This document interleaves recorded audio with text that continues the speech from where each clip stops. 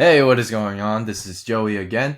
Wanted to make this video to show you guys a visualization that I cooked up to help explain the role of flows inside your email marketing. Now, I've talked about flows in other videos, and I'm not going to get into if you don't know what flows are. They're basically emails sent automatically to customers on, every time I explain what flows are, I always say they're emails that are sent automatically to customers at a specific point of their journey or the customer journey. We actually call that journey the customer lifecycle. And um, I always say you target them on a specific point in the journey, but I'm actually going to visualize that journey today. So on the x-axis, we have time, which is pretty self-explanatory. This is the entire timeline stretched out from being complete cold traffic into a loyal customer.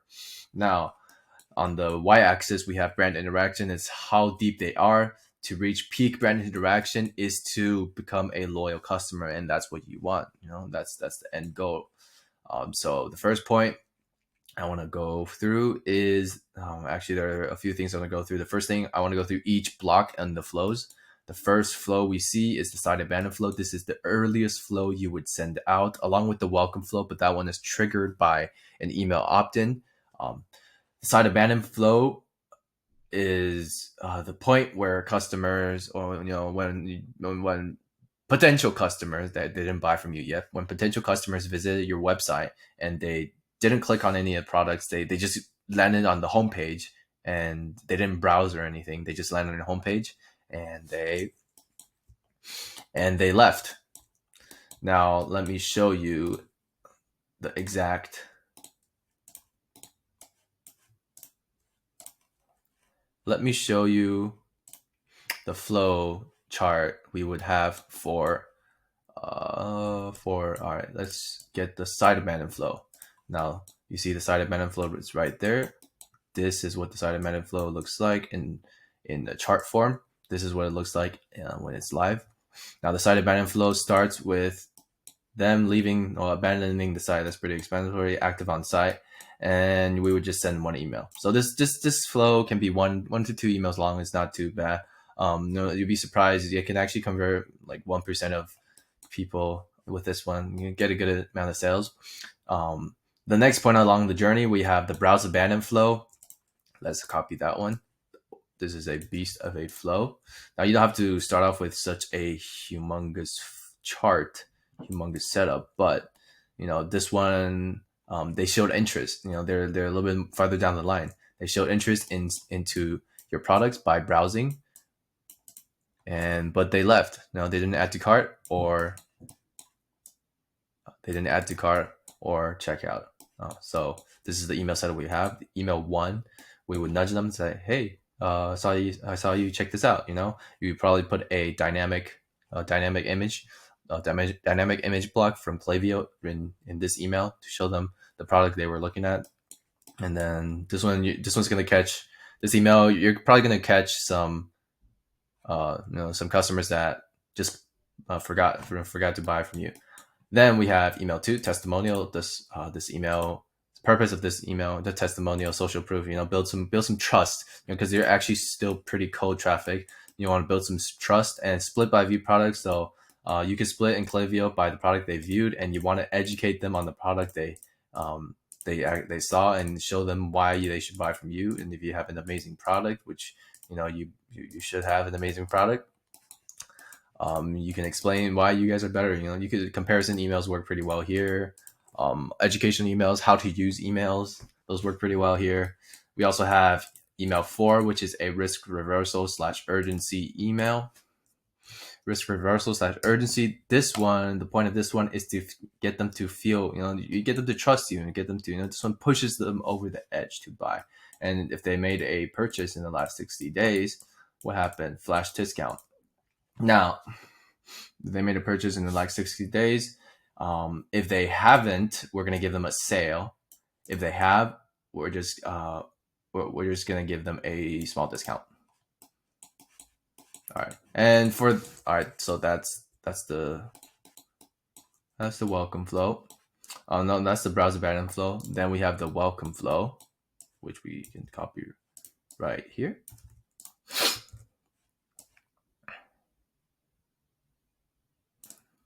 Now the welcome flow is one of 3 biggest money making flows we have. So you want to make sure this one is on point. The first one, the point of the welcome flow on the chart is right here where they opt in on the email. That's pretty self-explanatory, and they're still pretty, it's code, but at this point you're getting a lot of traffic, and if your pop-up form is converting pretty well, you're going to get a good amount of people going through your welcome flow. And that's why it's one of the most profitable flows, because by the time you reach flows over here, you're not going to have as much volume of traffic that triggers the triggers here.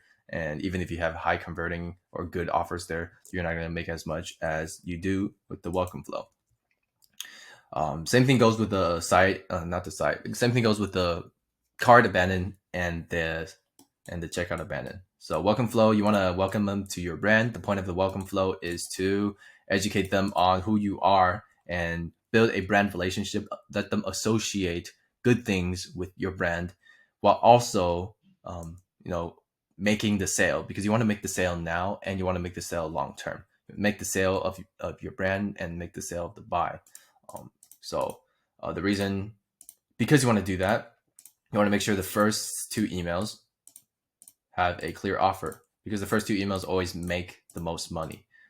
As customers go down the email flow, they become more and more cold because they're farther from the original trigger.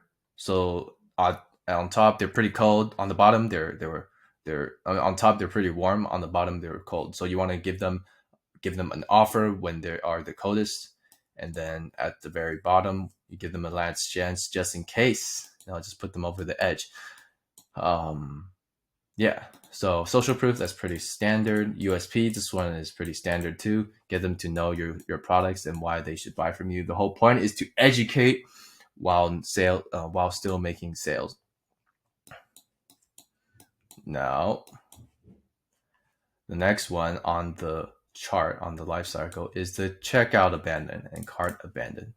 Let me get that one. This one is a beast. This one is actually pretty similar to the site abandon flow. The browse abandon flow. We have 2. We have a basic setup and we have a monstrous setup. So let me just go through the basic one first. The basic one is good. You want to start with no offer. Remind them, this one gets some sales, and then give them a small offer, give them a big offer, and then the bigger offer with urgency, and give them a last chance. So this is purely sales. This basic strategy is purely sales based.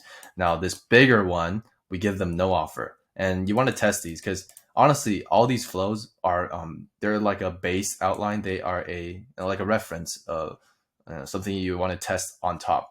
Once you set these up, this is like the baseline, and you want to try to beat it with every single A/B split test, with every single new email design or new flow design, subject line, whatever. You want to beat this base one, but it's good practice. So if you have nothing set up, set these up. Now this is the base one to make sales, and you want to test this new one against the base one, because some brands do better with purely sales emails, and some brands do better with more brand building and educational emails.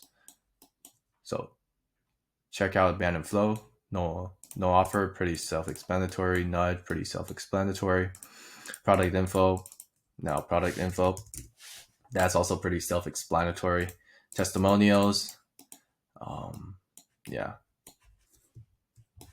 You can just go through. I'm going to leave this chart in this link, by the way. I'm not going to go through every single flow. I just want to help you guys. I just want to show you guys the visualization I made, which I think is actually pretty cool, because I haven't seen anyone made this on YouTube or on Twitter or on any social media for that matter. Now, after that, hopefully they'll have bought from you with any of these flows. And if they did, they will land in here, purchase. So with the purchase, they're going to land in the post-purchase flow. Post-purchase flow has 3 phases, and you can separate these 3 flows with different triggers too. But when you see people talk about post-purchase flows online, they kind of bunch it up all together. But the goal of the post-purchase flow is actually threefold, and there are 3 flows you can separate. The first one is to upsell and cross-sell.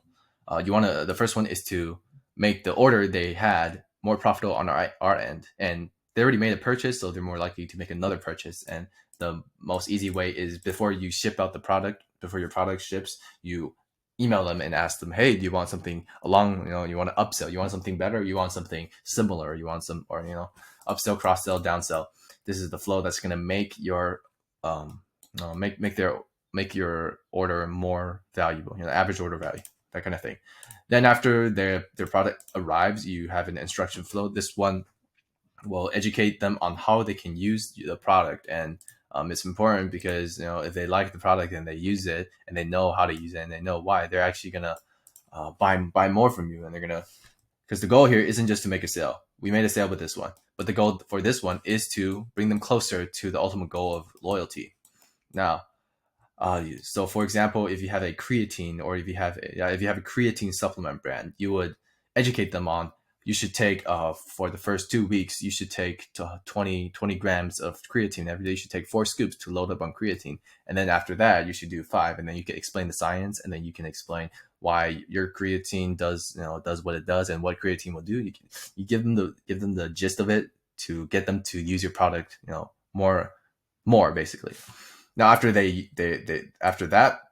after you give them a few days, a few weeks, depending on the product they have. So if you have a creatine thing, you give them like a month, and then you can be like, hey, did you load up on creatine yet? How does your body feel? Are your muscles, whatever? And you ask them for a customer review, because customer reviews, this is the third part of the post-purchase flow. Customer reviews are important to get feedback, but they're also important to build social proof. Like all the social proof emails we have here, social proof, testimonial. Where do these emails, where do these come from? They come from customer reviews. Now, the customer review flow is also important because you want to ask them if they didn't make a second purchase with the upsell and they didn't make a second purchase with the repurchase just by themselves. You want to ask them, hey, why have you made a purchase? Is it the product? Is it whatever? Or, get to know and build a relationship with your customer. So that's the post-purchase flow. Now, if they repurchase, you're going to send them through the post-purchase flow again, but you're also going to send them a return customer flow, basically rewarding them to buy more. The return customer flow is going to look something like this. I'm actually going to show you this one. It's going to look like that. Return customer flow, place order a second time. Now, return customer flow, welcome back. Hey, this one just, this is like rewarding them, dopamine, giving them a dopamine hit, rewarding them for buying again. Are you interested? Discount, last discount. So you're just getting them to buy again on every single point of the journey. Return customer flow, they are one step closer to the ultimate goal of loyalty. Next, we have VIP flow. VIP, you can define VIP however you want. You can define it by the total amount of money they spent on your brand, or you can define it as the amount of orders. We have here the trigger as the 4th order they placed. And you want to reward them again, saying, hey, you bought from us, here you go. Do you want to be a brand ambassador? That's also pretty important. If you don't have a brand ambassador thing set up, you can consider it.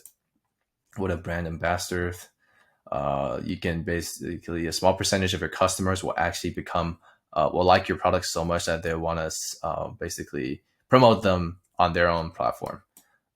That's what a brand ambassador is. Product education. This is similar to the post-purchase. So this one's like a mini post-purchase condensed, but you want to send this one, and yeah.